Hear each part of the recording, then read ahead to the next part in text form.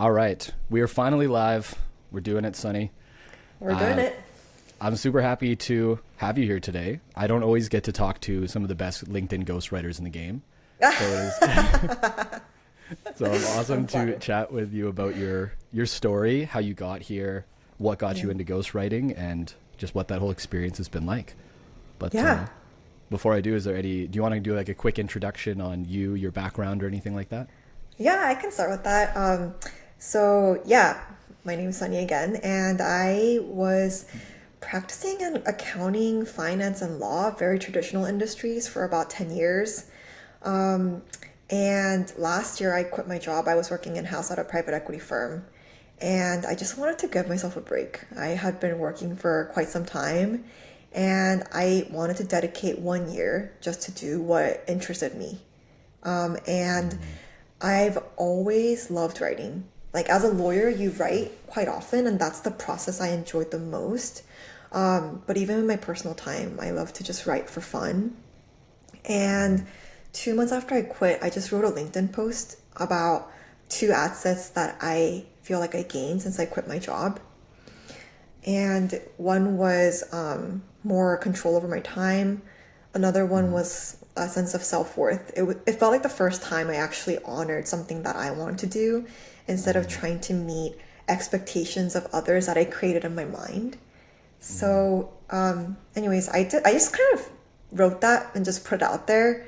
I remember I threw my phone into like underneath my bed because I was so scared. Because, a lot of people I know are on LinkedIn, like my former bosses, like, colleagues, other like students I met like through law school and stuff. So it's very nerve-wracking to put yourself out there, but I felt this huge like sense of liberation.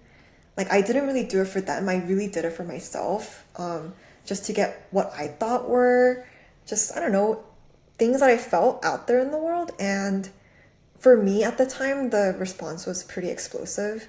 Like, I had like 1,000 connections or something, and like 60,000 people read it, according to LinkedIn. Wow. That was your impressions, was 60,000? That was my impression, 60,000. And it was that, but it was also just like so many people reached out to me, like people I knew, but also like people I've never met before. And they were like, this really, really resonated with me, and I just want you to keep writing. So I just kind of started from there. I kept writing, just like things about law, like AI, and also just, what I've observed practicing. And then people were asking me like, hey, like, how I want to write about this kind of stuff too. How do I do it? Like, how should I approach it? And I started just answering questions about that. And I was like, can I like actually do this? Like, can I help people write content on LinkedIn? Is it like a thing? And so yeah, that I looked into it, and that's where I kind of got started into what I do now. Okay, awesome. That's crazy that you went from something as professional as writing as like a lawyer. Like, that sounds like very fancy jargon, very technical. When you said you wanted to pursue something like writing that you were more interested in, or more passionate about in a different way, what made you go to like LinkedIn first? Because most people might say, I'm going to write a book, I'm going to start a blog. Like, why did you go to LinkedIn, and then how did you discover ghostwriting from there? Was it when people were asking you, could you do this for me as well? And you're like, wait, is this a thing? Or did you stumble across it a different way? Oh, great questions. So I actually first started writing on X, and I've never written on X before. But I was just getting read by bots. And it was really hard to get started. I mean, people have been writing on that platform for many, many years. So as a first timer, just to build an audience from scratch was really difficult. And I wrote on LinkedIn because I already had 1,000 connections. So I was like, okay, like I'll at least maybe have like a couple people read it if I have 1,000 connections. So that was why I wrote there, although I resisted it for such a long time because I was so scared of the judgment and just feeling insecure about sharing my thoughts.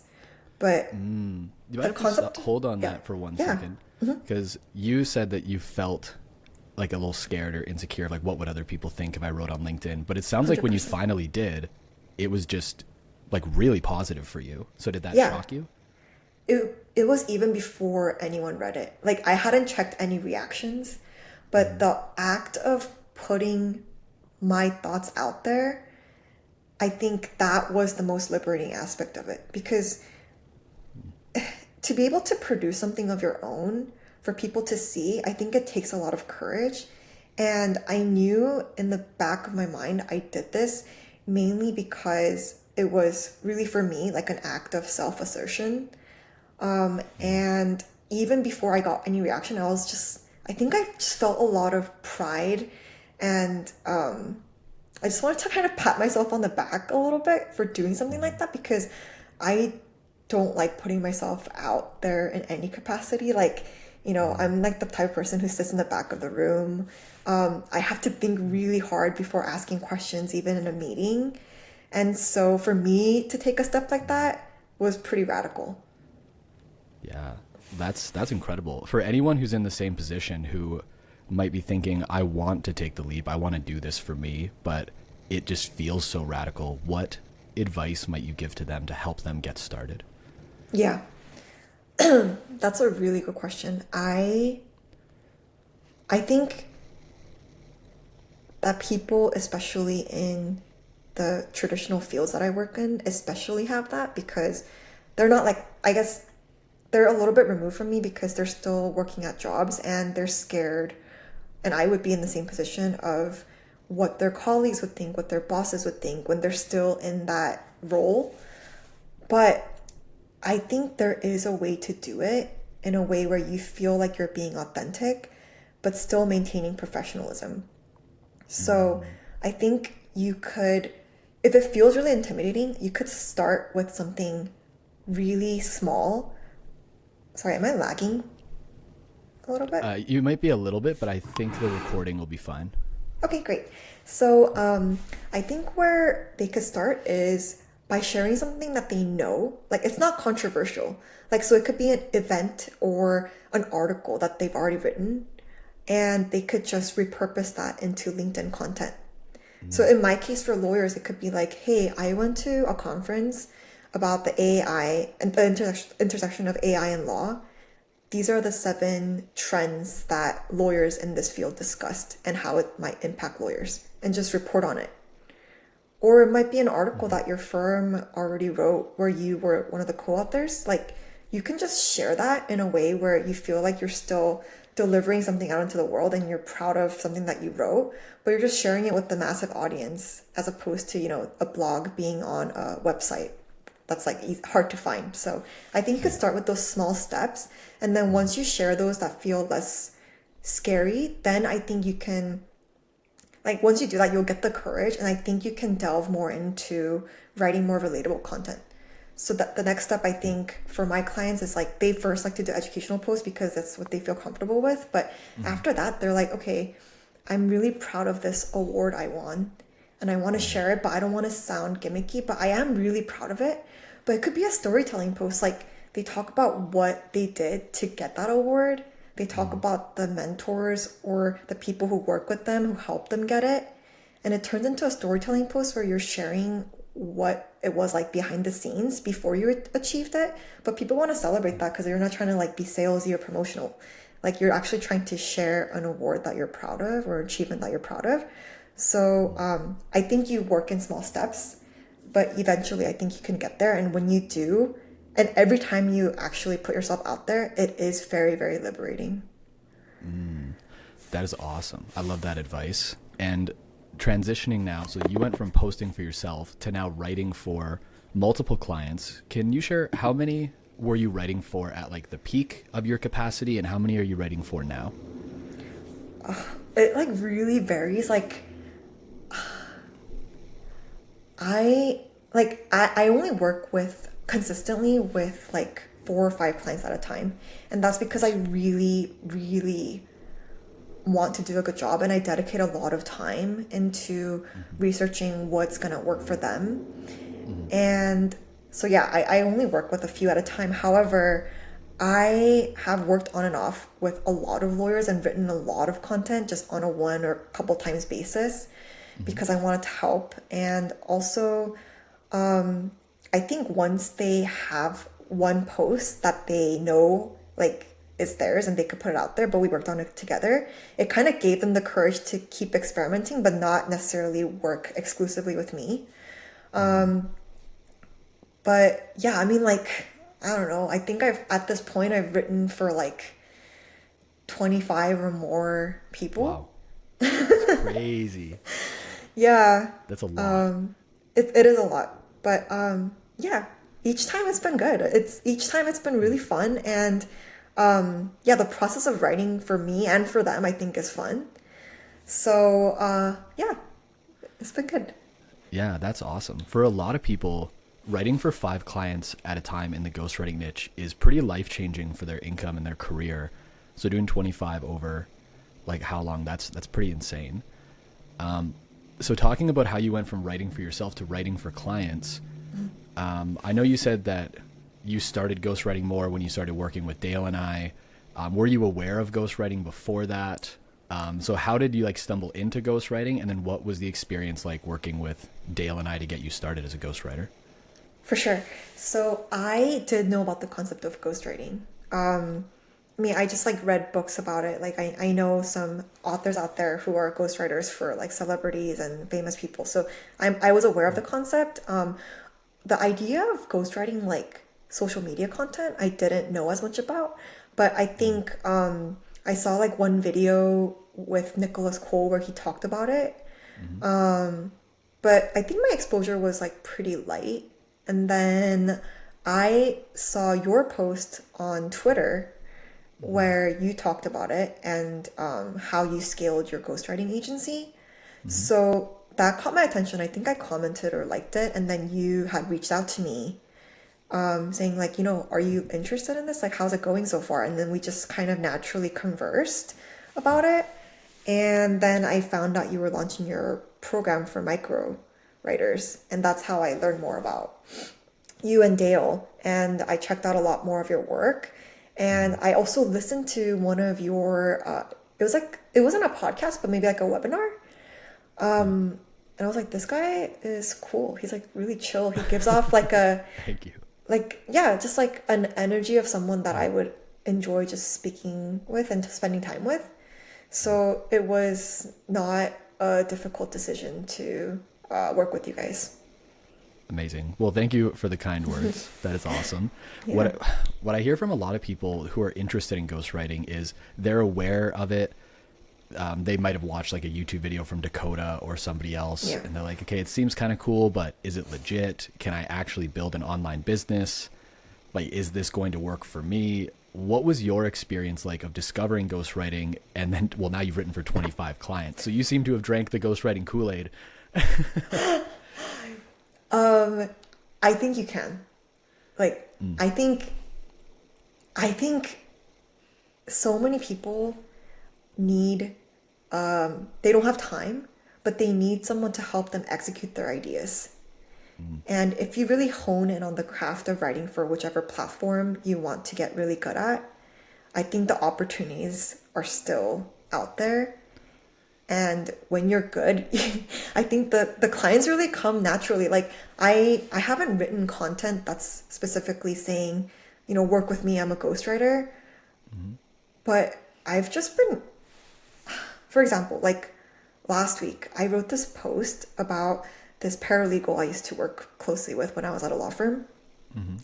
And it was just a post saying, just she's an awesome paralegal, and I just talked about how much I liked working with her because it's one of those people who are like, before you even ask for stuff, she already had it ready, and she was just like kind of like, I got you, like. Yeah. And I wrote about that, and she actually asked me for a letter of recommendation to apply to law school, and she texted me last week saying she got into all these Ivy League schools, which she was aiming to get into, and it was like a screen capture of the text she wrote me thanking me for my help in the process. And that just got me like 3 client leads. And I think it's Wow. because it it showed how I tell stories and how Mm. I'm sharing someone else's achievement, but I still I guess in their eyes showed that, if she could write a good letter of recommendation for someone and get them into these schools, maybe she's a good writer. Maybe that was in the back of their mind too. But if you write good content where people resonate and they like seeing it, I think that just naturally attracts those people who are interested in working with you to just reach out to you. Amazing. Yeah, that's killer to get 3 leads off of a single story post.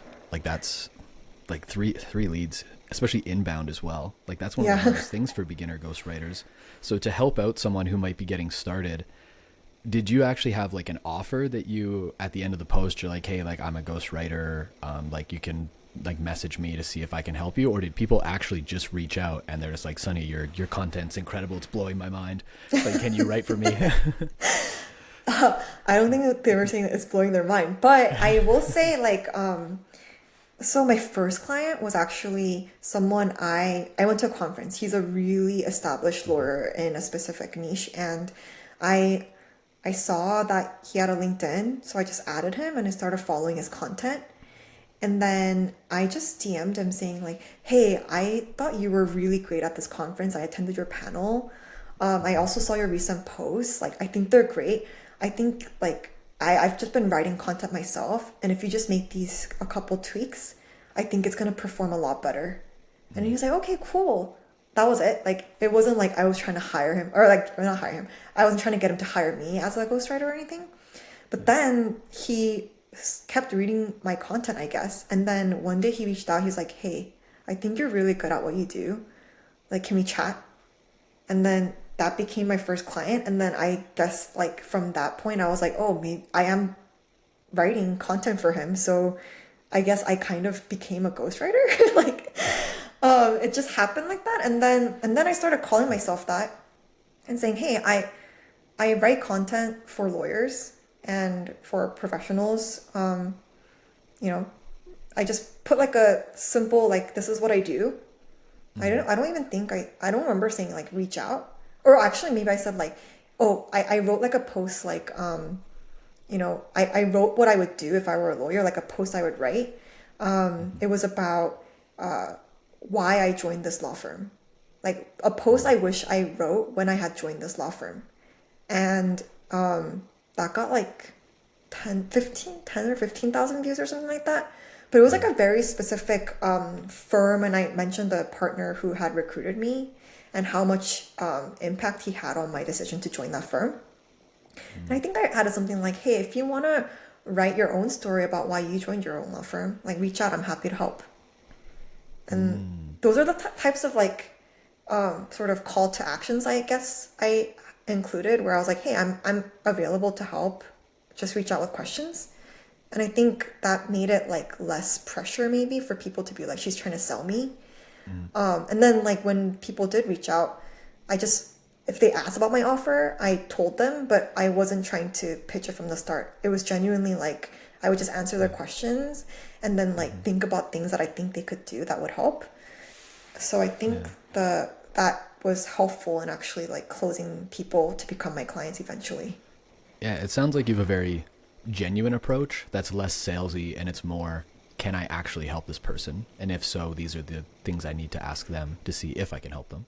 Yeah, 100%. Because I also don't want to, if I learn more about what they want to write about, and it's not like, I mean, for me, it was like some people reached out about like non-legal related fields, but if it's like something that I have no knowledge of, then it's really hard for me to start. But I can offer them like general tips, but I could refer them to someone else who has more expertise in the field that they're interested in. So yeah, I think it's really important to do that due diligence, because ultimately you want success for those clients. They're paying a lot of money for you to help them achieve certain results. Yeah. So I think doing that due diligence is better for them, but it's also like better for you, because you want good testimonials and good referrals. Definitely. There's 2 things I hear in here that I think would be comforting for new ghostwriters. Like, one is that you don't have to be super salesy or love sales to get clients, which is awesome that you can be yourself, be approachable, and just have a genuine desire to help people. Yeah. And 2 is that you don't have to write for people that you don't want to write for, or that you don't know like the expertise. And there's, as you probably know, there's a running joke that we don't write for people that want SEO because I wrote for SEO once and was like, I'm never doing it again. I'm not an SEO specialist. I don't know it. I can't Yeah. get people good results. And I just Yeah. like don't write in those niches. And that's Yeah. totally cool for ghostwriters to do. They can just pick niches and just write in those ones. Yeah, pick the niches that you feel comfortable writing about and that you know something about, because then the writing comes more naturally. Yeah, totally agree. So we've talked about some of your wins. I'm curious what some of your struggles have been as a ghostwriter. Like before working with us, like where were you at in your ghostwriting journey? What struggles were you facing? And since then, how have you overcome those to get to where you are now? Yeah. So I really struggled with feeling like I don't know that much about this space and I don't know anyone else doing this. Like I've only known people who work in very specific fields like law, accounting, and finance, and I don't know any ghostwriters. So it felt very lonely to be doing it alone. And I wanted a space where I could ask questions from people who have already done it and done a really good job, like you and Dale. But also like a community where I felt like I could kind of bounce questions off, how they're approaching it, how we could collaborate. And I think that's the space and the platform you provided. I feel like everyone, I mean, it's just like the people you, when you write on LinkedIn or on any social platform, I think the audience you attract are the types of people who are kind of like you and because they resonate with your content. So if they're following you, they must share some similarities to you. And I think Talon and you and Dale, I feel like you both are genuinely good people who want to be helpful. And so the community that you created were also filled with people who had that kind of disposition. And so the people that I met through that, they've just been wonderful and they've been really become good friends with me. And I think it's because they genuinely are kind. They want to be helpful. They want to be available if you have questions. And I've tried to reciprocate that as well.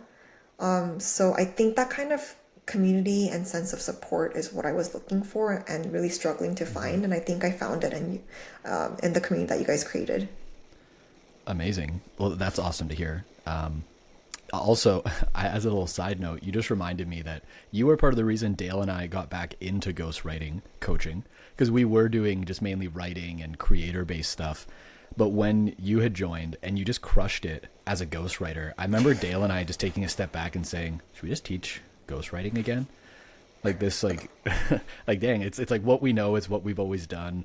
Like maybe we should just go back to like brass tacks. So like your success was actually a big driver in us. Oh, it's so nice to hear. Yeah, and us being like, let's just focus on ghostwriting. Let's help ghostwriters because that seems like where we can help out the most. And actually, speaking of that, if I remember correctly, and if I'm wrong, let me know, did you have an objection when you first started ghostwriting to charging higher prices and being like, I don't know if I can charge like these big retainers, like how do I think about it? I believe that was you. Yes, it was. How did you like work through that? Because that's something I hear from a lot of beginner ghostwriters is they're like, how could I ever charge like 2K, 3K, 5K, 10K per month, like per client? Yeah. How did you work through that? Well, there's two things. I think being around people like you and Dale and hearing your stories about how much you've charged, but also delivering on that value gave me confidence to be like, okay, I can charge that much. And I believe as I was working up the courage, like, and getting more content that performed well, I was like, I do feel like I'm delivering value, which was huge. So just being around people who have done it and can tell you that it's possible, I think is number one. And then number two is I actually started working for free with that first client because I was like, he was a really big law firm, or he was working as a law firm partner at a bigger firm, and then he started his own law firm last year. And so we were both sort of like embarking on this new business journey at the same time. So I was like, hey, I will do this for free in the beginning because I'm just getting started out. Like I want to learn. And he was like, I want to experiment with you. So it just like worked. And he was like, if you ever run into legal troubles, I'll give you like, I'll give you free consultation and free advice. So I mean, like, it's just funny. But anyways, Nice. so, It's a but good he win. was great because he was like, hey, like, I am actually getting results. Like, I am getting clients who read my posts. I'm going to these events and like judges are telling me like they saw my content and like other lawyers are saying like, hey, like your law firm's doing great. Like good for you. And then like it just like established the legitimacy of his practice that he launched so recently. And he was like, you are delivering value. He said, I want to pay you. Mm. So he actually initially was like, you need to charge for this. And so that gave me the confidence to like pitch that initial price. And then from that point on, as I was getting more testimonials and just like more success from clients who've been working with me, I just started testing like, okay, I'll add a little bit more to my new clients that I pitch. I'll add a little bit more. Okay, that one didn't like people seem like a little bit uncomfortable about it. Okay, I'll just go back to my original offer. So I just like it kind of came with testing it, and you don't have to charge an exorbitant price, and I don't think that's the right approach. If you're just getting started and what you need is to be paid in confidence, I think if you have the flexibility to, I would recommend starting for a price that you feel comfortable with and then working yourself up as you collect more and more results. I love that answer because, when I started out ghostwriting, I worked for free for, it was somewhere like 6 months or something. Like, I worked for free for a long time. And the reason I did it was because I understood that I needed social proof to charge higher rates. And that the more proof I had, the easier it was going to be to get clients. And I remember I was in the camp of like, I don't think I'm experienced enough. I don't think I have enough social proof. And it was when I started working with Dakota, he goes, you got to put up a landing page. What kind of results do you have? And I had a folder and it was like, like it Oh, was yeah. huge. I'm like, this is all I have. He's like, dude, this is insane. Like I've never worked with a ghostwriter who like just already has all this social proof. And it really helped me charge higher rates and like get clients. But I feel like people are so resistant to working for free. And they're like, no, like I need to know my worth. Like I need to charge high rates, even though they haven't really done anything and they don't have any experience. What Yeah. would you say to someone who's really resistant to working for free, considering that it helped you so much with getting to charging higher prices? I mean, I could see why someone has that kind of thinking, and I don't want to say it's like wrong. I mean, like the going for free in the beginning route worked for me, but what I would say is like, I think the market is pretty honest. Like, if you are charging those prices, but you're not getting results, you're not going to be able to charge those prices for a long time. Like, you will get feedback that either says you are undercharging or overcharging. And so you're going to find out anyways. So I think being a little bit more, I think adopting a more of a beginner's mindset and saying, honestly, I'm just getting started. And unless I've either gotten these results for myself or someone else, like, put yourself in that potential client's shoes. Like, how much do you think they should really pay for your services objectively? It can't be purely objective because every opinion is subjective, but I think putting yourself in their shoes and why they would trust you to pay that kind of amount, I think may be a good test for you to see if, the price is right. I like that. I like that answer a lot. And it seems to be a recurring theme that, people are so nervous about starting. They're like, what do I do about this? What do I do about this? What do I do about the offer? How do I get clients? I like your approach that it sounds like you're just out there testing stuff. You're like, what? I'm going to test this price range. I'm going to test this post and we're just going to see what happens. I mean, It sounds like that's worked really well for you. No, I appreciate that. Like, honestly, it sounds like maybe the way I'm saying it, it sounds like it was an easy process, but there's a lot of overthinking involved, I think, on the back end. And I'm really trying to get away from that. I think the best way to learn is by doing. So I do have a tendency, I think my natural inclination is to overthink, but I've realized the more I do that, the more I'm not taking any action and just staying in place. So just like, even if you're uncomfortable, forcing yourself to do it, I think has helped me. But yeah, definitely not an easy process to get there. No, not at all. You and I share the overthinking camp a lot, so I resonate with those struggles big time.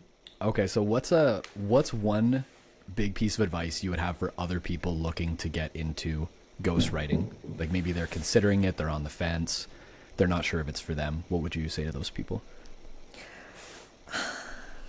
I would, I think this is really important because I think it does take a lot of consistency and practicing to become good at anything that you do. And I think that applies to ghostwriting as well.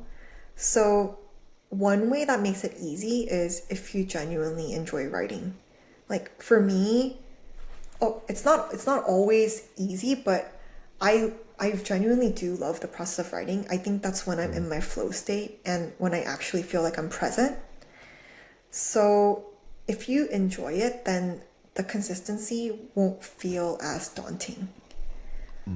So like there's a lot of ways to make money, I think, but I genuinely think if you enjoy it, why not try? Like if you're writing, if you're gonna write anyways, and you're writing for yourself and you see traction, why not offer that value to someone else who can benefit from it? I love that. I love the idea of just give it a try. Because as you said about overthinking, so many people are like, is this the right vehicle for me? Should I go into ghostwriting? Do I do something else? Do I do copywriting? Do I do consulting? It's like, what is it? Just to take 3 to 6 months to try and just see Yeah, if it is for you. That's the only way see, to it is really for know. you. And it's something that you can do. Like it doesn't require a lot of capital, right? Like time is the capital. So in a sense, it's like the most low risk business or like just like entrepreneurial idea you can execute on. Definitely. Yeah, I know when I started writing online, it was just, let's just take the evenings and the weekends to write and see what happens. And it was totally just a time investment. Up until I did end up getting a mentor for ghostwriting when I worked under Dakota. What advice would you have, or what would you say to somebody who's at the point where they really do think ghostwriting is for them? They're looking to get mentorship, but it feels like a pretty big investment for them, or they're not sure if they should take the leap. What would you say as somebody who did take the leap into like more of a mentorship program? Yeah, I I totally hear them and I understand the hesitation because I mean like for me I think I sort of had a relationship with you and I felt like we conversed beforehand, but people have already traveled down the path, like you and Dale. You've done it, and if you're just getting started and you feel super intimidated, don't make it harder on yourself. Just talk to the people who have done it and they've already succeeded at it because they will probably have tried the things that you're thinking about trying. They probably have made the mistakes that you might make that you can avoid. It just makes the path much like has a lot more or a lot less friction if you talk to someone who is much more experienced than you. And on top of that, I know this from working with you. I think you are a teacher at heart. Like I can tell that you love to teach and that's where your passion is. And so you know how to explain things in a way that is very clear and is also, I think, really empathetic. Like you, I don't think you're the type of person who's like, I know better than you, like listen to me kind of thing. Like you're just like, hey, I really hear you. I think I went through this myself at this point. This is how I thought about it. I'm thinking about it in this way now because I've done this and this and this. Like, why don't you try this and then let me know how it works? It feels like a lot more collaborative, but at the same time, like very supportive because I think you have the experience to back it up, but you also have the humility to be like, hey, like I know this is not easy and like I've been there. And so, yeah, I think that's what's been really, really helpful. It's like I know the credibility you already have, but you really take the time to understand your students and the problems they have, what they could be struggling with, and you put a really clear path forward. But, you don't, I think you just do it in a way that's really, really supportive. So that's what I would say. Amazing. Thank you. Thank you. When you've been punched in the mouth by the market as many times as Dale and I have, it humbles you real quick. We just want to help other people not make the same mistakes. Yeah, no, and it's okay to make mistakes, but it's just like if you can avoid a lot of them, because like clearly, sometimes it's like clearly gonna be a mistake if you go down a certain route. And if someone can like save you from making it, then that investment I think is worth it. And also another thing is like, I think I read this in other platforms too, but like it's really what you make out of it. Like if you invest in anything, you want to make sure it's going to pay off for you, and for it to pay off, like you have to put in the work. You have to, like for me, I reached out to you, asked you questions. When you had office hours, I reached out and asked if I could join those. I attended the calls and applied what I learned. And so I don't think it's just like you throw your money and then you just kind of like let the work be done. It's, I think the people who get the most out of it are the ones who also put the effort in. Completely agree. Yeah. We can't do everything for everyone. I just don't have the time. No. Yes. And what you're offering as guidance is like, you can bring a horse to water, but you can't get it to drink. But I do think that the opportunities are there if you want to make the investment and you really, really want to get good at it. It's always helpful to learn from people who have done it really, really well. Yeah, I completely agree. That was what we did as well, as we just shortcutted the process by getting a mentor, and it changed everything for us. For sure. So Sunny, to wrap this up, do you have any last final thoughts, and where can people find you if they want to connect with you, chat about ghostwriting, or even hire you to basically be their kick-ass ghostwriter? You can find me on LinkedIn, Sunny Kim. And the other, I would just say it's scary to start anything new in the beginning, but once you do it, it gets way less scary. And it's also way less scary when you work with Talon. Well, awesome. Sunny, thank you. This has been fun. Yeah, Always no problem. Great, really great to chat. Thanks, Talon. Awesome. I will see you on the timeline. Okay, sounds good.